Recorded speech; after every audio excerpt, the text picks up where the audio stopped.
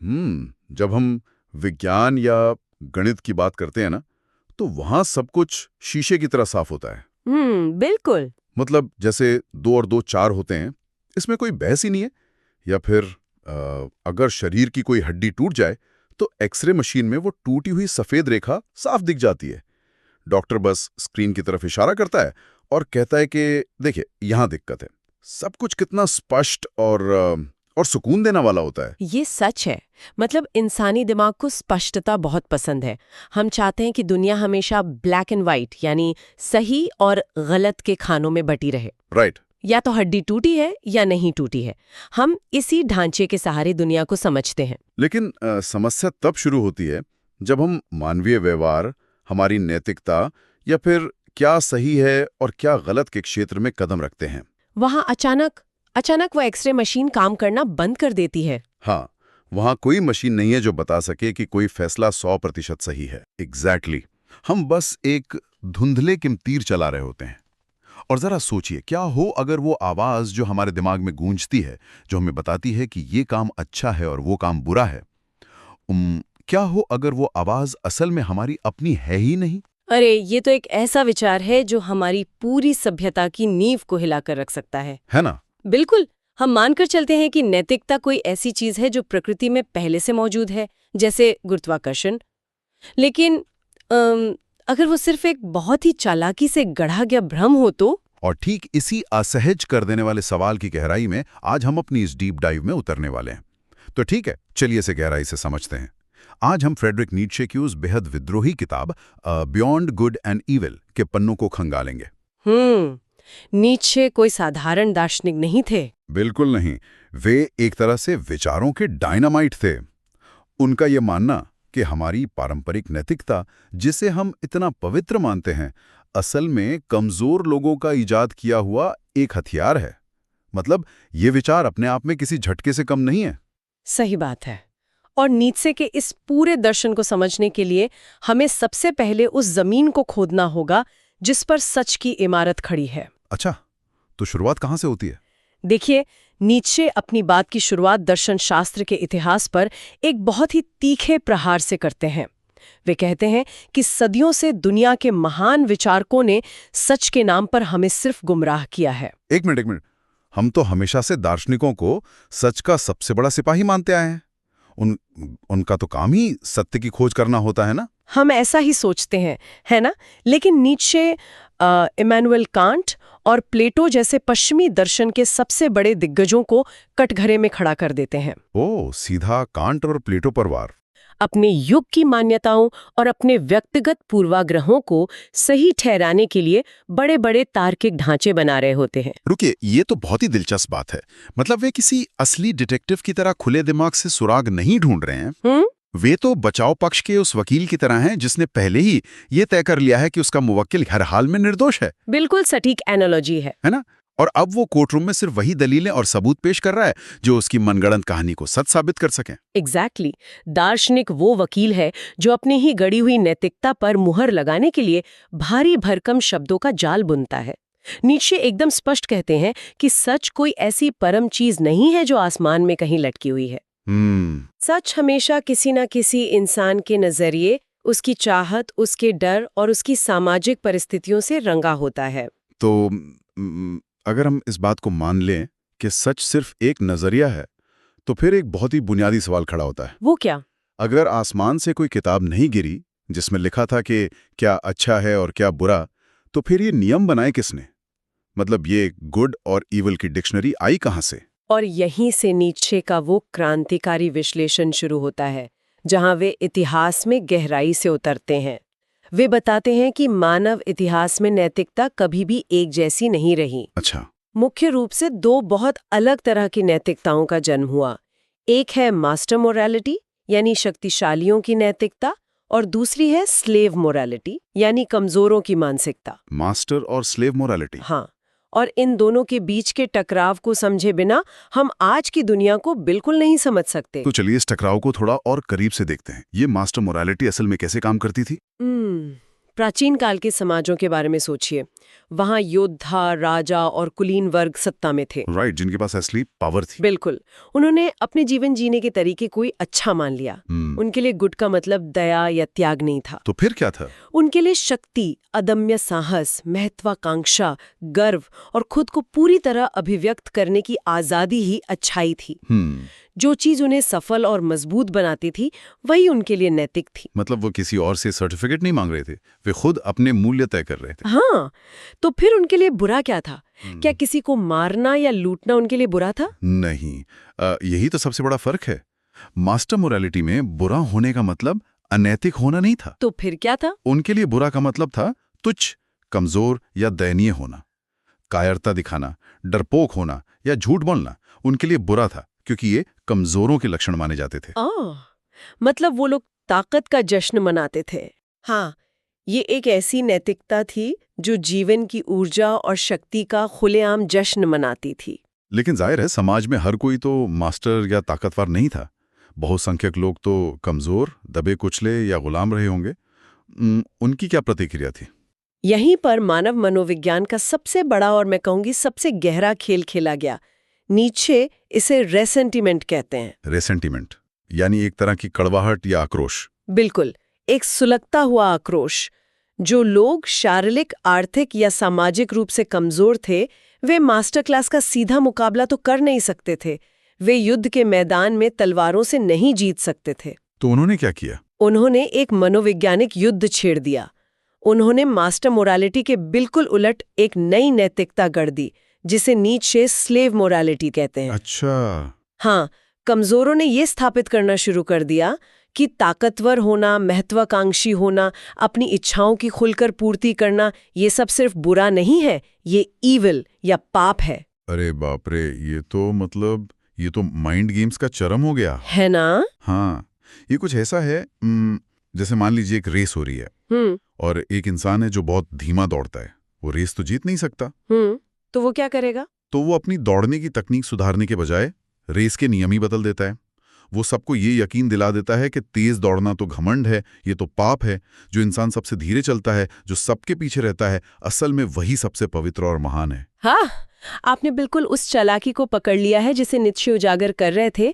कमजोरों के पास जो कमियां थीं, जैसे कुछ न कर पाना, चुपचाप सहना, बदला न ले पाना, उन्हें मजबूरी न मानकर महान गुण घोषित कर दिया गया। विनम्रता, दयालुता और बिना सवाल किए आज्ञा मानना अचानक अच्छाई के प्रतीक बन गए। क्या बात है। और नीत्शे कहते हैं कि ये मानव इतिहास की सबसे चतुर चाल थी। कमजोरों ने ताकतवर लोगों के दिमाग में ही उनकी ताकत के खिलाफ अपराध बोध भर दिया। यहाँ पर देखते हैं। आप किस तरह से कह रहे हैं? मतलब जहां कभी कभी किसी इंसान की सफलता या उसकी महत्वाकांक्षा को सिर्फ इसलिए निशाना बनाया जाता है क्योंकि भीड़ खुद को शक्तिहीन महसूस करती है, वे उसे नैतिक रूप से गिराकर खुद को श्रेष्ठ महसूस करना चाहते हैं। बहुत हद तक नीत्शे ठीक इसी भीड़ की मानसिकता की बात कर रहे थे, जहां व्यक्तिगत महानता को कुचलकर सबको एक औसत दर्जे पर लाया जाता है। और नीत्शे यहाँ सबसे चौंकाने वाला दावा करते हैं। वे कहते हैं कि आज की पूरी आधुनिक दुनिया, हमारे सारे कानून और हमारे सामाजिक मूल्य इसी स्लेव मोरालिटी के नियंत्रण में है। मतलब गुलामों ने मास्टर्स को हरा दिया? बिल्कुल, गुलामों की नैतिकता जीत गई है। लेकिन ऐसा कैसे हो सकता है? जो लोग कमजोर थे, जिनके पास कोई भौतिक शक्ति नहीं थी, वे दुनिया के सबसे प्रभावशाली विचार को कैसे जन्म दे सकते हैं? ये स्लेव मोरालिटी पूरी दुनिया पर हावी कैसे हो गई? नीत्शे के अनुसार इस स्लेव मोरालिटी को दुनिया के कोने कोने तक पहुंचाने का काम संस्थागत धर्म ने किया। धर्म ने? हाँ, धर्म वो सबसे बड़ा और सबसे सफल माध्यम बना जिसने कमजोरों की इस नैतिकता को ईश्वरीय नियम का रूप दे दिया। नीत्शे जब धर्म का, विशेष रूप से अपने आसपास के यूरोपीय ईसाई धर्म का मनोवैज्ञानिक विश्लेषण करते हैं, तो वे इसे शक्ति की इसी लड़ाई के चश्मे से देखते हैं। और यहाँ हम श्रोताओं को याद दिला दें कि हम नीत्शे के विचारों का विश्लेषण कर रहे हैं, किसी का पक्ष नहीं ले रहे हैं। तो नीत्शे के नजरिए से संस्थागत धर्म ने ऐसा क्या किया जिससे इंसान अंदर से कमजोर हो गया? वे कौन से तरीके थे? नीत्शे 3 मुख्य मनोवैज्ञानिक हथियारों की बात करते हैं। पहला है पीड़ा या सफरिंग का महिमा मंडन करना। मतलब दर्द को महान बताना। सही कहा। धर्म ने लोगों को ये सिखाया कि जो इस दुनिया में जितना कष्ट सहेगा, जो जितनी यातना झेलेगा, उसे परलोक में उतना ही बड़ा इनाम मिलेगा। नीत्शे तर्क देते हैं कि ये विचार इंसान को अपनी वर्तमान स्थिति के खिलाफ बगावत करने से रोकता है। ये उसे लड़ना नहीं, बल्कि दर्द को एक पदक की तरह सहना सिखाता है। यानी ये इंसान को अपनी स्थिति से समझौता करना सिखाता है ताकि वो विद्रोही ना करे। बिल्कुल। और दूसरा तरीका है इंसान की अपनी व्यक्तिगत पहचान और उसकी इंडिविजुअलिटी को खत्म कर देना। वो कैसे? देखिए, धर्म अक्सर लोगों को एक झुंड में बदल देता है, जहां हर किसी को एक ही तरह के नैतिक नियमों का पालन करना होता है। जो कोई भी अलग सोचता है उसे समाज से बाहर कर दिया जाता है। एक भेड़ चाल की तरह। हाँ। और तीसरा, जो सबसे खतरनाक मनोवैज्ञानिक हथियार नीत्शे बताते हैं, वो है गिल्ट या अपराध बोध। अपराध बोध? किस चीज का अपराध बोध? अपनी ही प्राकृतिक इच्छाओं का अपराध बोध। इंसान के अंदर जो प्राकृतिक ऊर्जा है, अपनी शक्ति को बढ़ाने की जो स्वाभाविक महत्वाकांक्षा है, उसे ही पाप बता दिया जाता है। ओ, मतलब अपनी ही ताकत से डरना। बिल्कुल। आपको अपनी सफलता पर, अपनी ताकत पर शर्मिंदा होना सिखाया जाता है। इस तरह इंसान अपनी ही जीवन ऊर्जा से डरने लगता है। नीत्शे मानते हैं कि ये प्रक्रिया इंसान को उसकी असली क्षमता तक पहुंचने से रोकती है। देखिए, मुझे यहाँ थोड़ा रोककर इस विचार को चुनौती देनी होगी। हाँ, बिल्कुल। नीत्शे का ये नजरिया बहुत ही एक तरफा और शायद थोड़ा सनकी लगता है। क्या धर्म और ये पारंपरिक नैतिक मूल्य लोगों को एक समुदाय का हिस्सा नहीं बनाते? बनाते तो हैं। जब कोई इंसान अपनी जिंदगी के सबसे बुरे दौर से गुजर रहा होता है, तब यही मूल्य उसे मानसिक शांति और सहारा देते हैं। क्या नीत्शे का इसे सिर्फ अपराध बोध पैदा करने वाली मशीन कहकर खारिज कर देना बहुत कठोर नहीं है? आपका ये सवाल बहुत ही जायज है। और आपको बता दूं, दर्शन शास्त्र की दुनिया में नीत्शे के कई आलोचकों ने ठीक यही बात उठाई है। धर्म और पारंपरिक नैतिकता निश्चित रूप से समाज को टूटने से बचाते हैं और लोगों को मानसिक सुरक्षा देते हैं। नीत्शे इस सुरक्षा के अस्तित्व से इनकार नहीं करते हैं। तो फिर दिक्कत क्या है? दिक्कत ये है कि वो पूछते हैं, इस सुरक्षा की कीमत क्या है? नीत्शे के हिसाब से वो कीमत क्या है? नीत्शे की नज़र में वो सुरक्षा एक ऐसी दर्द निवारक दवा है जो बीमारी का इलाज नहीं करती, बस आपको सुन्न कर देती है। एक पेन किलर की तरह। हाँ, वो शांति एक तरह से नकली है, क्योंकि वो इंसान को उस दर्द और उस संघर्ष से बचा लेती है जो किसी भी महान रचना या महान व्यक्तित्व के निर्माण के लिए ज़रूरी है। नीत्शे उस मानसिक शांति को खारिज करते हैं जो आपको औसत बने रहने पर मजबूर करती है। अच्छा, तो अगर हम नीत्शे की बात मान लें, अगर हम इस दर्द निवारक दवा को फेंक दें और समाज की इस तथाकथित स्लेव मोरालिटी को हटा दें, तो फिर तो शून्य पैदा हो जाएगा। इंसान को आगे बढ़ने के लिए, कुछ बड़ा करने के लिए फिर कौन सी चीज प्रेरित करेगी?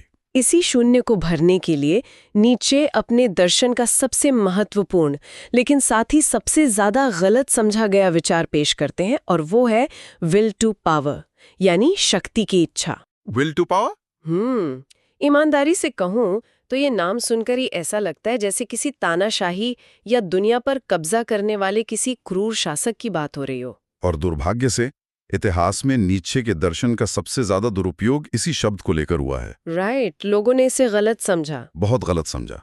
लेकिन नीत्शे के लिए विल टू पावर का मतलब दूसरों को कुचलना, राजनीति में सत्ता हथियाना या किसी पर अत्याचार करना बिल्कुल नहीं था। तो फिर क्या था? ये बहुत ही गहरी, मनोवैज्ञानिक और लगभग आध्यात्मिक ड्राइव है। तो फिर नीत्शे के शब्दों में ये विल टू पावर असल में काम कैसे करती है? ये खुद पर विजय प्राप्त करने की इच्छा है। ये अपनी पुरानी कमियों को पीछे छोड़ दें, अपनी खुद की सीमाओं को तोड़ दें और दुनिया में अपनी एक स्वतंत्र पहचान बनाने की अंदरूनी आग है। मतलब खुद से मुकाबला। एग्जैक्टली। नीत्शे मानते हैं कि ब्रह्मांड की हर जीवित चीज के अंदर सिर्फ जिंदा रहने की नहीं, बल्कि विस्तार करने की, अधिक बनने की इच्छा होती है। ये सेल्फ ओवरकमिंग है। अरे वाह, ये बात आप कुछ समझ में आ रही है? यानी ये उस मॉडर्न हसल कल्चर की तरह नहीं है जहां आप सिर्फ दूसरों को नीचा दिखाकर आगे बढ़ना चाहते हैं। बिल्कुल नहीं। ये तो उस एथलीट की तरह है जो सुबह 4 बजे उठकर हाड़ कंपा देने वाली ठंड में दौड़ रहा है। वो किसी और को नुकसान नहीं पहुंचाना चाहता। सही बात। वो सिर्फ अपना ही पिछला रिकॉर्ड तोड़ना चाहता है। वो कल के अपने कमजोर वर्जन पर आज जीत हासिल करना चाहता है। ये उदाहरण एकदम सटीक है।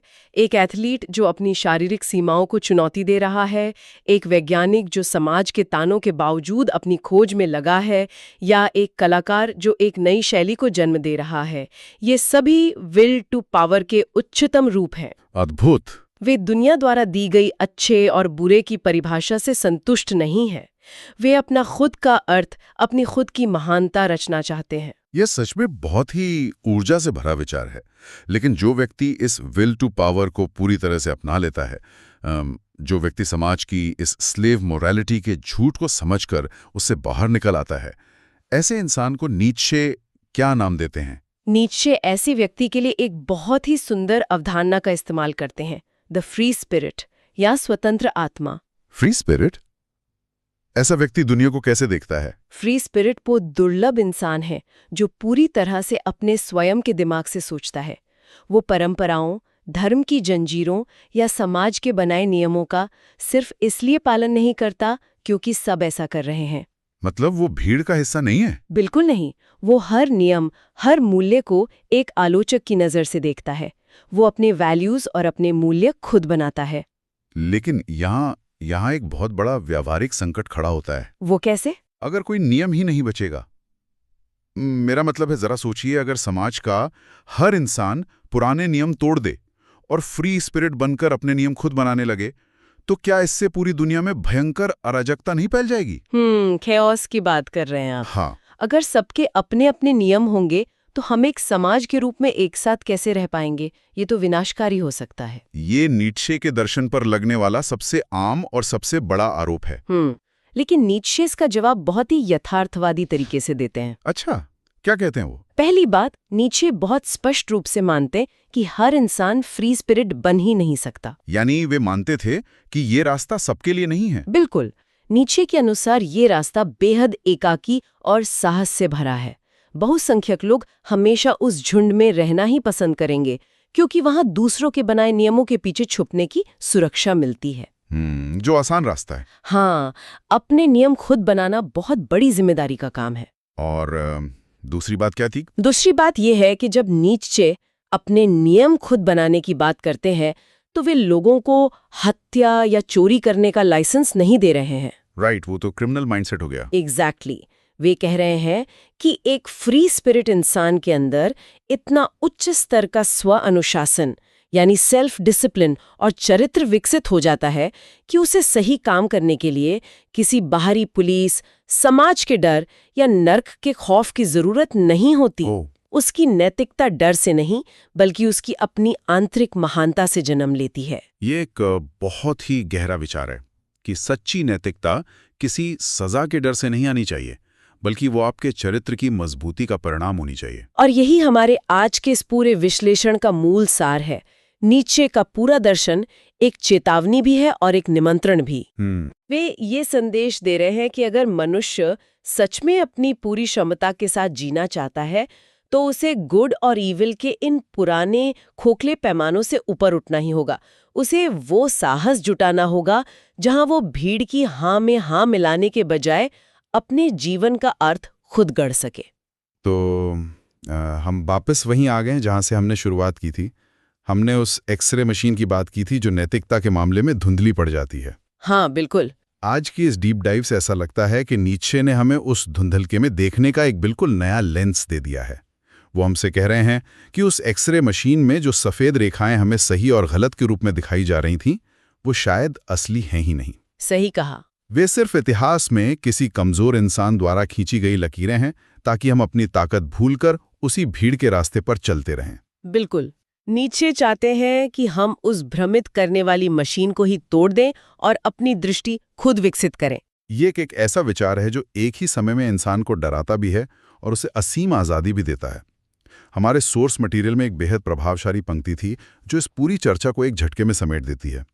सवाल ये नहीं है कि दुनिया की नज़र में क्या सही है, असली सवाल ये है कि तुम अपनी नज़र में क्या बनना चाहते हो। और शायद यही वो सवाल है जिससे हम पूरी जिंदगी भागते रहते हैं, क्योंकि समाज के बनाए नियमों का आंख बंद करके पालन करना अपनी जिंदगी का अर्थ खुद खोजने से कहीं ज्यादा आसान होता है। वाकई इस गहरी और बेचैन कर देने वाली चर्चा को आज हम यहीं विराम देते हैं, लेकिन जाने से पहले हम एक विचार छोड़ना चाहते हैं जिस पर लोग अकेले में विचार कर सकें। जरा सोचिए, अगर कल सुबह उठकर समाज के सारे नियम, कानून और नैतिकता की किताबें हमेशा के लिए गायब हो जाएं, तो एक इंसान को अपना जीवन जीने के लिए कौन सा पहला नियम खुद के लिए तय करना चाहिए? क्या उसका वो नियम दुनिया को उसकी असली ताकत और महानता दिखाएगा, या वो सिर्फ उसकी किसी कमजोरी को छुपाने का एक नया तरीका होगा?